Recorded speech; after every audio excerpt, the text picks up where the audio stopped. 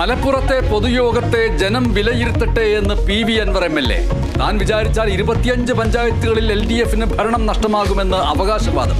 വിവാദങ്ങൾക്കിടെ വൈകിട്ട് കോഴിക്കോട്ടും അൻവർ പങ്കെടുക്കുന്ന പൊതുയോഗം. CPIMനെ ബാധിക്കില്ല എന്ന് LDF കൺവീനർ.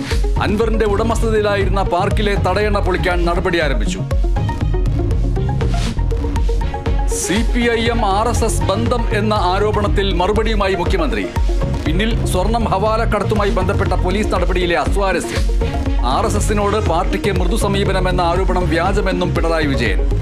മുഖ്യമന്ത്രിയുടെ പ്രതികരണം ദ ഹിന്ദു പത്രത്തിന് നൽകിയ അഭിമുഖത്തിൽ. സർക്കാരിനെതിരെ വീണ്ടും പ്രതിപക്ഷ നേതാവ്. CPIMകാർക്ക് സർക്കാർ പൂർണ്ണ സംരക്ഷണം ഒരുക്കുന്നു. പാർട്ടിയിൽ നിന്ന് പുറത്തുപോയാൽ അപ്പോൾ നടപടിയെന്നും VD സതീശൻ. അൻവർ പറഞ്ഞതെല്ലാം പ്രതിപക്ഷം നേരത്തെ പറഞ്ഞതെന്ന് ആവർത്തിച്ച് VD സതീശൻ.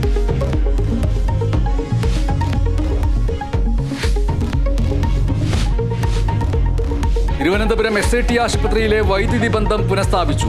തകരാറിലായ ട്രാൻസ്ഫോർമർ മാറ്റിസ്ഥാപിച്ചു. 3 മണിക്കൂറോളം വൈദ്യുതി മുടങ്ങിയതിൽ അന്വേഷണം പ്രഖ്യാപിച്ച ആരോഗ്യമന്ത്രി. SAT ആശുപത്രിയിലേക്ക് കോൺഗ്രസ് പ്രകടനം.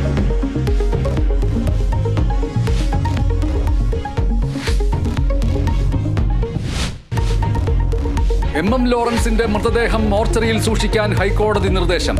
ആശുപത്രി സമിതിയുടെ ഹിയറിംഗിൽ അപാകതയുണ്ടെന്ന് കോടതി. വീണ്ടും ഹിയറിംഗ് നടത്തിയേക്കും. കേസ് വ്യാഴാഴ്ച പരിഗണിക്കും.